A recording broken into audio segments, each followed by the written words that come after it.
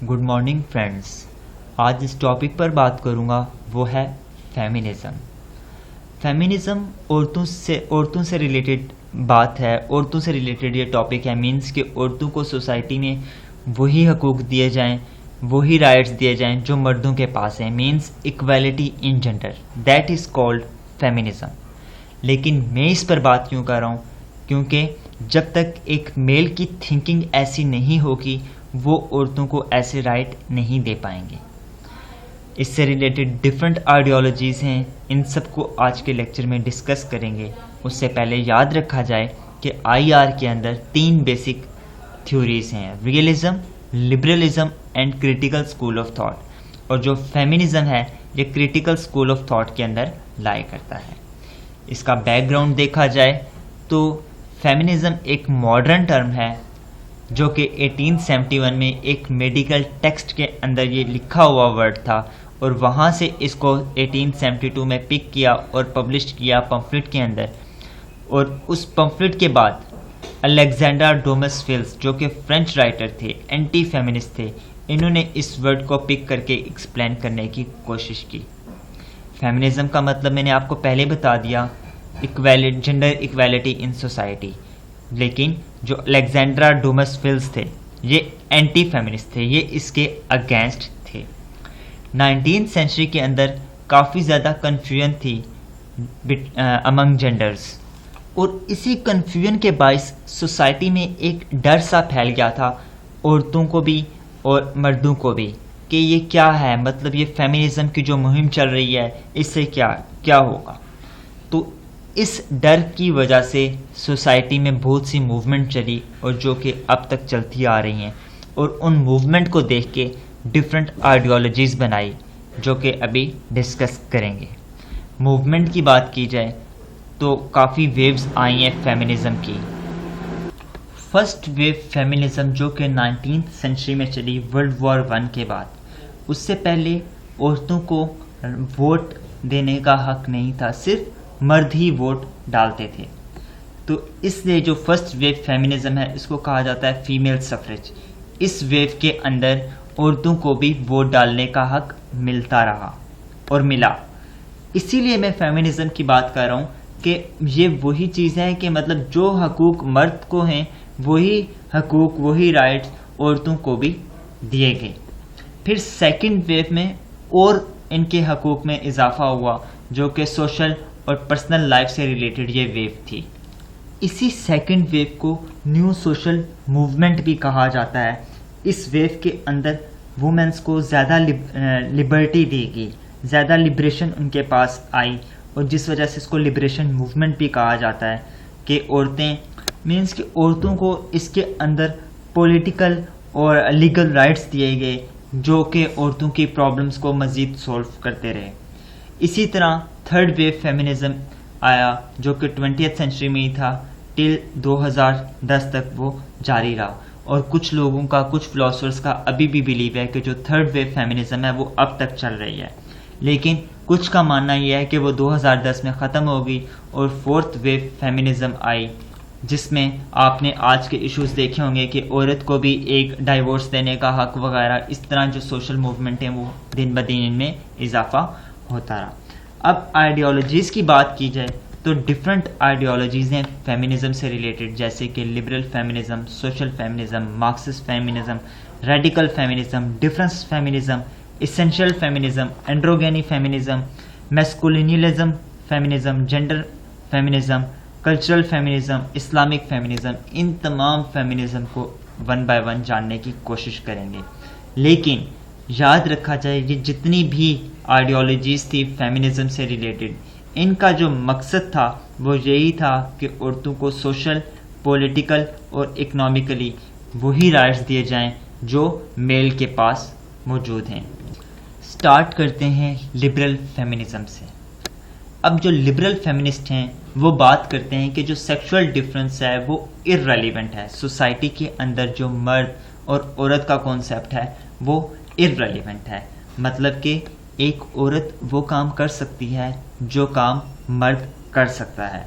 In short liberal feminism को समझने के लिए इतनी बात काफ़ी है, یہ ایکویلٹی کی بات کرتے ہیں, ایکول اپرچونٹی کی بات کرتے ہیں امنگ میل اور فیمیل. اب یہ بھی جو لبرل فیمنسٹ ہیں وہ ایک طرف یہ بھی کہتے ہیں کہ جو فیمیل ہے وہ زیادہ اسٹرانگ ہے, اور وہ اسی صورت میں اسٹرانگ ہے اگر وہ کچھ کرنا چاہتی ہے, ادروائز وہ اسٹرانگ نہیں ہے. اگر اس کے اندر کوئی جذبہ ہے, پیشن ہے کرنے کا, تب وہ زیادہ اسٹرانگ ہے. It means they don't acknowledge the biological difference. ایک طرف سیکشل ڈفرینس ارریلیونٹ اور دوسری طرف بایولوجیکل ڈفرینس ارریلیونٹ. مطلب کہ اگر وہ کرنا چاہے تو وہ کر سکتی ہے, لیکن یہ جو سیکشل ڈفرینس ہے اس میں کوئی وہ ایک مذاقہ نہیں ہے, آپ نے کوئی لمٹ نہیں لگائی ہوئی. ایون کہ عورتیں آرمی کو بھی جوائن کر سکتی ہیں جیسے کہ پکچر میں بتایا ہے. اب آرمی کی ہی بات میں نے کیوں کی, کیونکہ آرمی کو زیادہ تر جو جوائن کرتے ہیں وہ میل ڈومیننٹ سوسائٹی ہوتی ہے, میل سے ریلیٹڈ, کیونکہ وہ ٹف جاب کرنے کے عادی ہوتے ہیں. لیکن لبرل بات کرتے ہیں کہ عورت اسٹرانگ ہے اگر وہ کچھ کرنا چاہتی ہے, مینس کہ اگر اس کا انٹرسٹ ہے, وہ آرمی کو جوائن کرنا چاہتی ہے تو وہ کر سکتی ہے, وہ ٹف جاب بھی کر سکتی ہیں. اب بات کرتے ہیں اینڈروگینی فیمنزم پر.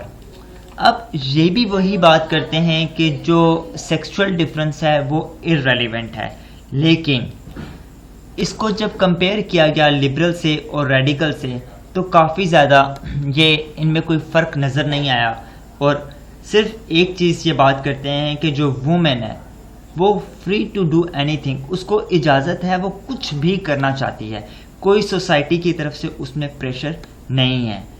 لبرل کے اندر بھی یہی بات کی تھی کہ وہ اگر آرمی کو بھی جوائن کرنا چاہے تو وہ کر سکتی ہے, اور اس کے اندر بھی یہی بات ہے کہ وہ کچھ بھی کرنا چاہے وہ کر سکتی ہے. جیسے کہ وہ ایک باڈی بلڈنگ کر سکتی ہے, آرمی کو جوائن کر سکتی ہے. کیوں کر سکتی ہے؟ کیونکہ اس کی اپ برنگنگ ایسی ہے. اپ برنگنگ کیا ہے کہ اس کا فیملی بیک گراؤنڈ ایسا ہے جو کہ بائی گاڈ, جو گاڈ کی طرف سے ایسا نہیں ہے, خدا نے ایسا نہیں بنایا کہ بھائی آپ جاؤ معاشرے میں ایک جم کرو یا کوئی بھی ایسا کام کرو سوسائٹی میں, جو گاڈ کی طرف سے نہیں ہے. لیکن ہیومن کنسٹرکشن ہے, ہیومن کنسٹرکشن بھی نہیں ہے اور گاڈ کنسٹرکشن بھی نہیں ہے. نہ اس کو انسان نے خود بنایا ہے, نہ ہی گاڈ کی طرف سے ہے. یہ صرف اس کے فیملی بیک گراؤنڈ کی طرف سے ہے. اس کا فیملی بیک گراؤنڈ ایسا ہے یا اس کی جو پرورش ہے وہ ایسی ہوئی ہے کہ وہ باڈی بلڈنگ بھی کر سکتی ہے, آرمی کو بھی جوائن کر سکتی ہے, کوئی بھی ایسا کام کر سکتی ہے جو کہ مرد کر رہے ہیں. اب میں نے بات کی تھی کہ میں جس فیمنزم سے بلونگ کرتا ہوں, جس کو سپورٹ کرتا ہوں, وہ ہے ریڈیکل فیمنزم. اب یہ ٹوٹل اپوزٹ کانسیپٹ ہے پچھلے دونوں سے. اب جو اکارڈنگ ٹو ہم مینس ریڈیکل فیمنزم, ان کے اکارڈنگ جو لبرل تھے اور جو سوشلزم فیمنسٹ تھے یہ اولڈ فیمنزم تھے, اور یہ دونوں فیمنزم لبرل اور سوشلزم یہ عورتوں کے حقوق, عورتوں کے ایشوز کو, ان کی پرابلمس کو انڈرسٹینڈ نہیں کر پائے. کیوں؟ کیونکہ جو دونوں تھیوریز ہیں لبرل اور سوشلزم یہ مین میڈ ہیں, مین میڈ آئیڈیالوجیز ہیں, اور یہ جب بھی کوئی مین بات کرے گا تو وہ میل ڈومیننس کی بات کرے گا. اس تھیوری کو دیکھ کے یہ کہا گیا کہ عورت کو عورت کے ایشوز کو ہائی لائٹ کرنے کے لیے عورت ہی ایک تھیوری بنائے. تو وومن نے ہی, ایک عورت نے ہی ایک تھیوری ڈیولپ کی, اور جس میں بائسنس کو اوائڈ کیا گیا. ان شارٹ آپ یہ کہہ سکتے ہیں کہ جو روٹ کاز تھا وہ پیٹریارکی تھا. روٹ کاز پیٹریارکی میں کیوں کہہ رہا ہوں؟ کیونکہ پہلی تھیوریز جو تھی وہ میل نے بنائی, ان کو دیکھ کے ہی عورت نے ایک نیو تھیوری ڈیولپ کی. So that's why root cause is patriarchy. لیکن اس کے اندر جو ڈسکریمنیشن تھی وہ ریموو کی گئی اور بایولوجیکل ڈفرینس کو ہائی لائٹ کیا گیا. بایولوجیکل ڈفرینس مینس کہ عورت یہ کام کر رہی ہے, مرد یہ کام کر رہا ہے تو عورت بھی یہ کام کر سکتی ہے. ٹھیک ہے وہ فیمیل ہے, یہ میل ہے, لیکن کام دونوں کر سکتے ہیں. بائی نیچر دیکھا جائے تو جو پاکستانی فیملیز ہیں, جتنے بھی اسلامک ممالک ہیں, ان کی جو فیملیز ہیں وہ بائی نیچر ریڈیکل ہیں. اور یہ کانسیپٹ اسلامک پرسپیکٹیو میں ہے اور میں اس پر بلیو کرتا ہوں. یہ اسلام کے اندر بتایا گیا ہے کہ عورت کا بھی معاشرے میں وہی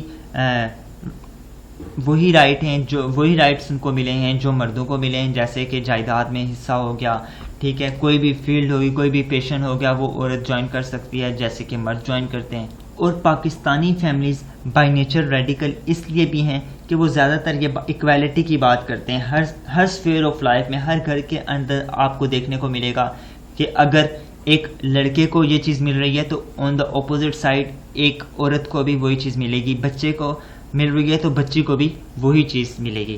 لیکن یہ بھی ایک فیکٹ ہے کہ جو فیمیل ہیں وہ فزیکلی ویک ہیں اور مین اسٹرانگ ہیں. فزیکلی ویک کیوں ہیں؟ کیونکہ وہ جس معاشرے میں رہ رہی ہیں ان کا مائنڈ سیٹ ایسا بنایا گیا ہے. سو دیٹس وائی آپ کو پاکستان کے یا اسلامی ممالک کے اندر ایسی بہت سی کیسز دیکھنے کو ملیں گے کہ جو عورتیں ہیں وہ کیا کرتی ہیں، ٹیچنگ کی فیلڈ کو اڈاپٹ کرتی ہیں، جبکہ جو مین ہیں وہ آرمی کی فیلڈ کو جوائن کرتے ہیں. آرمی کی فیلڈ مینز ہارڈ شپ سے لڑنا جانتے ہیں، ٹف جاب کو وہ اڈاپٹ کرتے ہیں، جبکہ جو عورتیں ہیں وہ زیادہ تر ٹیچنگ کی فیلڈ مینز ایک جو سافٹ مائنڈیڈ یا ایک ہلکی جاب ہوگی اس کو اڈاپٹ کریں گے. یہ میں میجورٹی کی بات نہیں کر رہا، یہ ایک مائنڈ سیٹ کی بات کر رہا ہوں. اسینشل فیمنزم کافی انٹرسٹنگ ہے. یہ جو بات کرتے ہیں کہتے ہیں کہ جو عورت ہے وہ سوسائٹی سے نہیں سیکھتی، وہ بائی بورن جب وہ پیدا ہوتی ہے تو اس کے اندر کچھ کوالٹیز ڈال دی جاتی ہیں، جیسے کہ شائنس. آپ نے دیکھا ہوگا کہ جو عورتیں ہیں وہ زیادہ شرمیلی ہوتی ہیں، تو یہ بائی بورن ان کے اندر یہ کوالٹی ہوتی ہے جو سوسائٹی سے وہ اڈاپٹ نہیں کرتی. ایک چھوٹا سا بچہ بھی دیکھیں، چھوٹی سی بچی ہے، آپ نے اپنی فیملی میں بھی دیکھا، چھوٹے چھوٹے جو بیبی گرلز ہوتی ہیں وہ شرما رہی ہوتی ہیں. یہ ایک سائیکالوجیکل فیکٹر ہے. پھر بات کرتے ہیں میسکولین فیمنزم. میسکولین فیمنزم یہ اینٹی تھیسس ہے فیمنزم کا. مینز یہ ہمیشہ کہتے ہیں کہ جو میل ہیں وہ کیا ہے، سپیریئر ہیں. آپ کو سٹارٹ میں نے ایک لفظ یوز کیا تھا نا کہ میسکولین فیمن، یہ اینٹی فیمنسٹ ہے. تو یہ وہی فیمنزم ہے جو بات کرتے ہیں کہ میل ہمیشہ سپیریئر ہے اور فیمیل ہمیشہ انفیریئر ہے. اور یہ کانسیپٹ بھی کافی زیادہ ڈیولپنگ کنٹریز میں ہی ملے گا اور ٹرائبل ایریاز کے اندر. بہت سے ٹرائبل ایریا آپ نے دیکھے ہوں گے جہاں پہ میل سوسائٹی جو ہے وہ میل ڈومیننٹ ہے، وہ عورتوں کو اپنا آرڈر دیتے ہیں.